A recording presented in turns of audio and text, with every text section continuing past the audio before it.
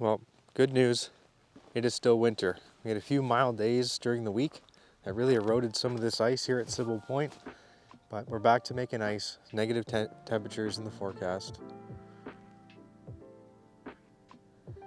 But as you can see out there from the drone footage, a lot of that ice is melted. It seems as though there's a skim layer of black ice starting to reform, take shape again. But compared to last time I was here, we really did lose quite a bit of ice out there.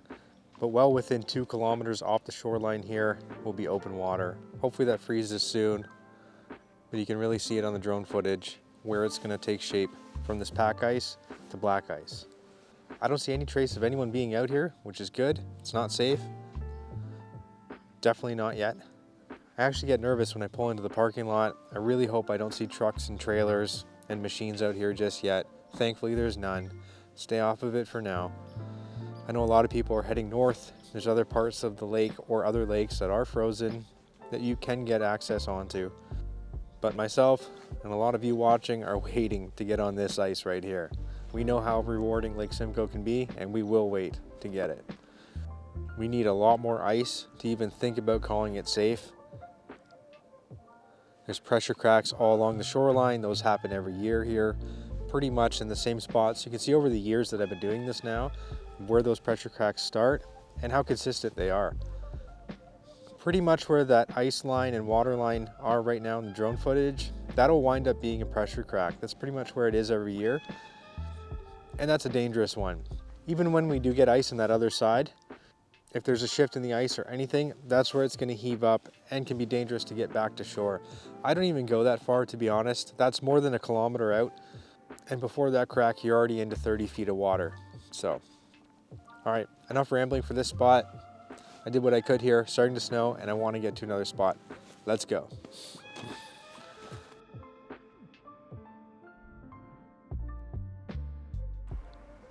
Okay, one thing to mention before we get started here at Virginia Beach, behind me, Georgina Island. At Sibbald Point, you have to register to enter the park. You have to pay to park there. You can register online for the day that you're going to use it, or you can buy a parking pass. I wound up getting a parking ticket, but I got it straightened out. I was using an old pass that actually went through online, but it is no longer valid. So if you're using a grandfathered 2021 all-season pass for the park, it is now expired.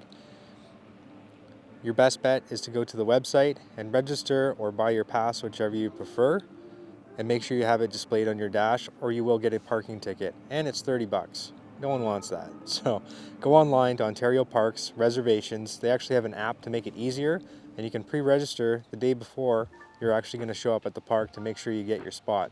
We all know parks and parking spots, for that matter, get busy really quick first thing in the morning.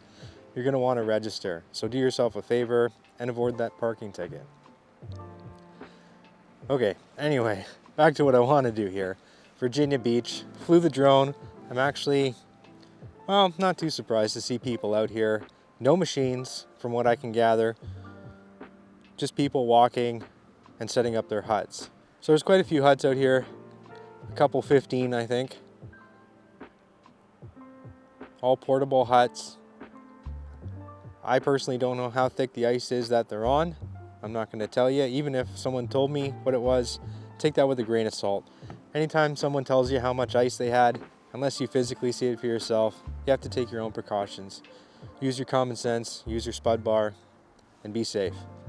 One thing to mention with the drone footage, you do see how much open water is actually out there. The ferry is still going across. Really glad I got that shot. I've wanted that shot for quite a while, actually. From the drone point of view, it looks pretty sketchy to be fishing right there, open water from the ferry, and then open water on the main lake. You're actually supposed to stay a certain distance from the ferry track. If I'm not mistaken, not officially, I think it's 500 meters away, which totally makes sense. I would be 1,000. Get away from that thing. He's breaking ice as he goes. You really don't want to be close to it. Stay well away, over to the other side if you wish. But this is one of the first spots to lock up and that people get out to go fishing. So it looks like that's happening. A couple cars parked on the ice itself. I'll never recommend that. Everything is at your own risk while going ice fishing.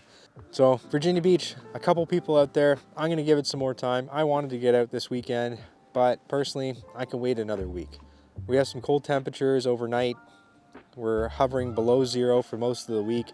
There is going to be a windy day. Hopefully that doesn't do too much damage from the big water and what we have going there. Hopefully what we have at Virginia Beach is going to stay, but we're really going to have to keep our eye on that. And if you're not sure, watch some other great videos on YouTube. A lot of people are doing these ice reports. Good job. Honestly, we can't have too many of them. They help out in so many ways, and keep doing what you do.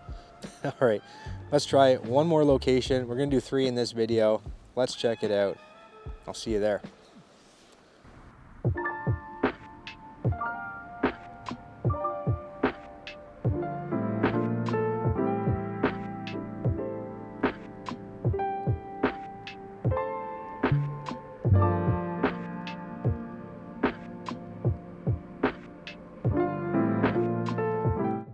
So here at Port Bolster, you can see there's a machine going across the ice right now. I have no idea how safe the ice is, how thick it is.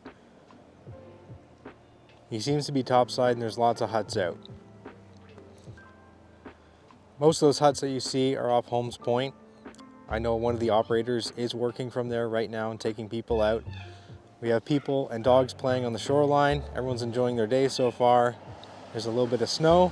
It's a nice winter day. Again, I have no idea how much ice we have here. People are getting across the lake. Just be careful. Just because you see ice doesn't mean it's safe. And if you look at the video, you can see where, previous videos, you can see where the pack ice was, that jagged stuff, that white ice. In accumulation, it's okay. If it's thin, it gets very unsafe very quick. There's lots of air in it.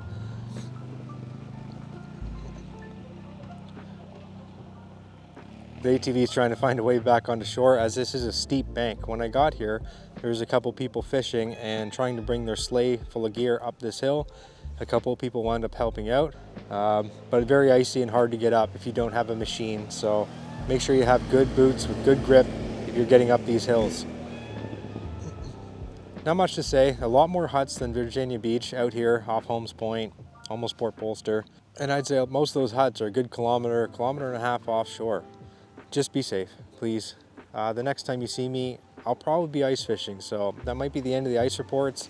I'll try and add an ice report as I fish. That's typically what I do.